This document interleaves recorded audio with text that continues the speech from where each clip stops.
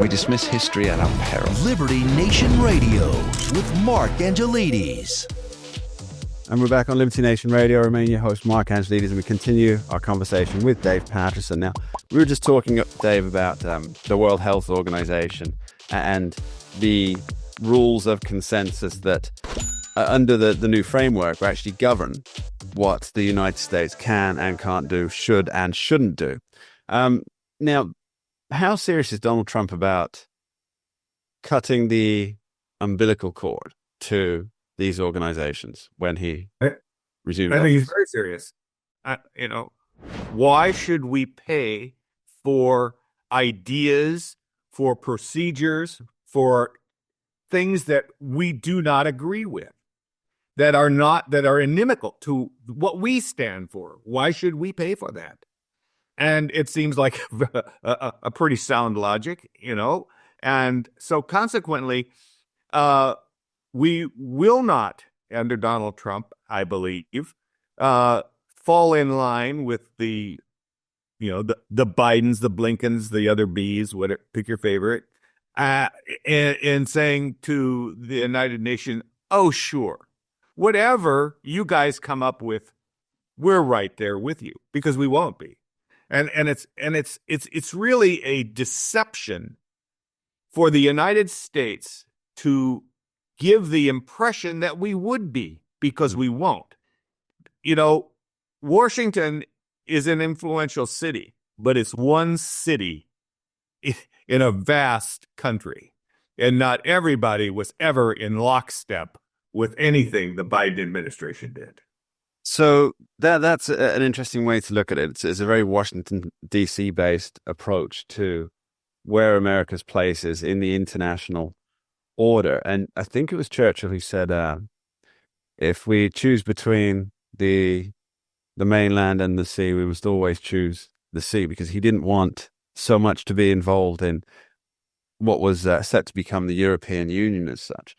And there's I think when the Brexit vote won in 2016, I think one of the main reasons for that, and it was certainly my reason for supporting the movement, was that it was about national sovereignty, that a country should always be able to make its own decisions that best suit its own people, because there's a direct democracy involvement there.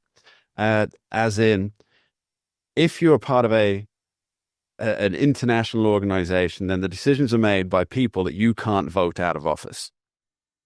Does that make sense? Yeah, that's the great unwashed bureaucracy that simply sits in their cubicles thinking up stuff that is maybe or maybe not beneficial to the rest of the society. But nonetheless, they have this power of the pen, literally, or the computer in this case, where they think up regulations, and there is absolutely no limits on what they do. For example, if an American public become incredibly disheartened by Antonio Guterres, or I think the new gentleman at the top of the UN is Mark Rutte, the former Dutch prime minister.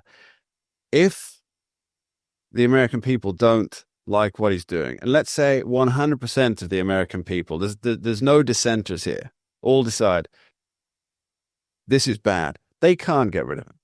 That's the reality, because the US only has a small vote compared to the other. So I get that the whole purpose of the UN is that it's operating for the greater good of everybody, but that's not America first, and therefore the individuals suffer for the rise of, and possibly a foolhardy benefit to the international organization itself, and it really cuts out what is at the heart of the American project, which is independence.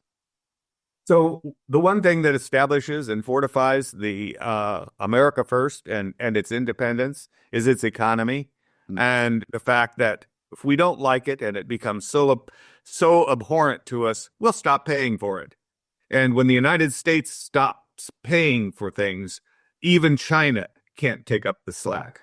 It's a risk that they should be aware of, but under recent administrations, not just Democrat administrations either, I should point out, but Republicans alike, there has been a willingness to just go along to get along. And now, what would this look like? What do you think that Donald Trump's going to do to extricate the United States from these things? What are these steps that he can and will or may take? Well, he just simply says we're no longer a member of the WHO. We're no longer a member of, pick your favorite. So a unilateral withdrawal is it easy? It's that easy. We're not bound by treaty to UN organizations because they come and go. But the United States is bound by what it says it will pay for. And we have been, I think, pretty diligent about saying that we'll pay for something, and we do. But at the same time, we can also say we are not going to underwrite WHO and then simply not do it. That's an interesting point. So let's say, for example, Donald Trump. Donald Trump, incidentally, has done this before. Yeah. So it's not a new concept. Yeah. Very true. There's also the international accords that he's withdrawn from as well, like the Paris Climate Agreement, which, sorry, just a side note, what a joke the Paris Climate Accords were, that the only obligation that each member had was to put a statement out that they were planning to reduce their carbon emissions by a certain amount within a certain amount of time. And there are no teeth to it. So they put the statement out and say, well, in 10 years, we'll have reduced this much. And if they don't do it in 10 years, well, it doesn't make any difference. All you've got to do is continue putting out a statement. It's a boondoggle of the highest order. The only aspect, I mean, not the only, but one of the major aspects of that particular Paris Climate Agreement that wasn't a joke was for the American taxpayers who shelled out billions and billions, hundreds of billions of dollars in order to make the scam work. Well, yeah, it always takes taxpayer dollars, Dave. Otherwise, there's no point. If there were no taxpayer dollars, there wouldn't be a point in putting the whole thing together. So, but see, doesn't that statement that you made, doesn't that reinforce the fact that Trump is right about the United Nations? And we need to pick and choose very carefully who we support within that organization and make the criteria for our support. Does it, in fact, support the desires of the United States in the world? We get it. We're in the world. We're not isolated, but we do have needs and aspirations. And does our support in the United Nations fortify those needs and aspirations in an America First approach to things? Or are we simply the lackeys of the majority consensus of the United Nations? Yeah, I see what you're saying there, Dave. There's something that I want to address, and that is the chief criticism of Trump's critics. Because critics criticize of what he's proposing to do. And they say that, and I'm paraphrasing, of course, that if we come out of the World Health Organization, how will we manage, what will we do? We'll be cut off from everybody else. And I think, well, don't we have these national institutes of health? Don't we have all these things? What was Dr. Fauci doing for the last 800 years in office? Don't we have organizations, the CDC, that specifically do these things that would be the necessary things that we'd need in case of, for example, a pathogen, a new illness, that kind of stuff? Doesn't the US and the UK, don't we have these organizations already in place? And aren't they technically far better than the World Health Organization anyway? And so the World Health Organization is really only about policy rather than a direct action to prevent the spread of disease.